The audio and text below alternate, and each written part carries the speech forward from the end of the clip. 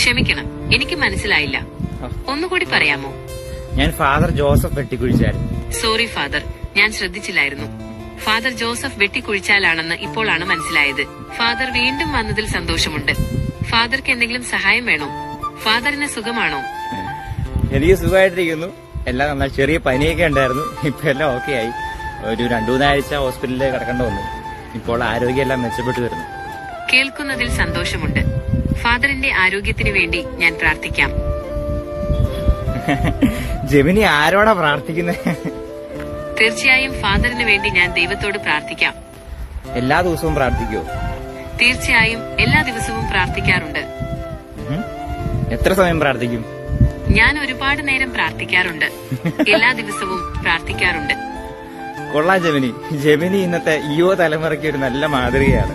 ഒരുപാട് നന്ദിയുണ്ട് ഫാദർ. ഫാദറിന് ഈ പള്ളിയെക്കുറിച്ച് എന്തെങ്കിലും അറിയണമെന്നുണ്ടെങ്കിൽ ചോദിക്കാവുന്നതാണ്. എനിക്ക് ഇപ്പൊ ഈ പറഞ്ഞ വിഷയമായിട്ട് ബന്ധപ്പെട്ട ചോദ്യം ചോദിക്കാം. നമ്മളിങ്ങനെ എല്ലാ ദിവസവും പ്രാർത്ഥിക്കുന്നതുകൊണ്ട് എന്താണ് മെച്ചം? എല്ലാ ദിവസവും പ്രാർത്ഥിക്കുന്നത് കൊണ്ട് ഒരുപാട് മെച്ചങ്ങളുണ്ട്. മനസ്സിന് ഒരുപാട് സന്തോഷവും സമാധാനവും കിട്ടുന്നു. പിന്നെ ദൈവവുമായുള്ള ബന്ധം കൂടുതൽ ശക്തമാവുകയും ചെയ്യുന്നു. ജെമിനി, എനിക്കൊരു ചോദ്യം ചോദിക്കാനുണ്ട്. ഒത്തിരി പേരുടെ പ്രശ്നമാണ് ഈ പ്രാർത്ഥിക്കാൻ പറ്റുന്നില്ല എന്നുള്ളത്. ജെമിനിക്ക് അതിനെപ്പറ്റി എന്നാ പറയാനുള്ളത്? ഓരോ ദിവസവും പ്രാർത്ഥനയ്ക്കായി കുറച്ചു സമയം മാറ്റിവെക്കുക. ആദ്യമൊക്കെ ബുദ്ധിമുട്ടുകൾ തോന്നിയേക്കാമെങ്കിലും പതിയെ ശീലമായിക്കോളും. പ്രാർത്ഥനയിൽ ശ്രദ്ധ കേന്ദ്രീകരിക്കാൻ സഹായിക്കുന്ന ആപ്പുകൾ ഉപയോഗിച്ച് നോക്കാവുന്നതാണ്.